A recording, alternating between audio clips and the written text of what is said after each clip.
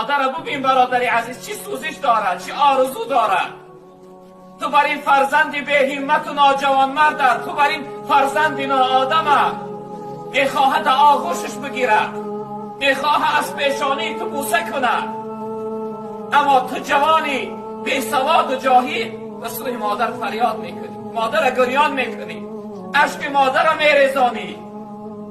مادر خوب از روی ترنج عذاب کشیده است، برای تولدی تو خیلی رنج کشید، به مرگ دست به گریبان شده بود. نجاست های تو را با دستای زیبا و نازکش میشوشت و پاکیزه میکرد. ای ابله و سوش ما فریاد میکنی، با گریانش میکنی. شبی که تو را خواب نمیبود و خواب نداشت، تا سحر تو را الله میگو، تا سحر همراهی تو بیدار بود. وقتی از خواب میکنی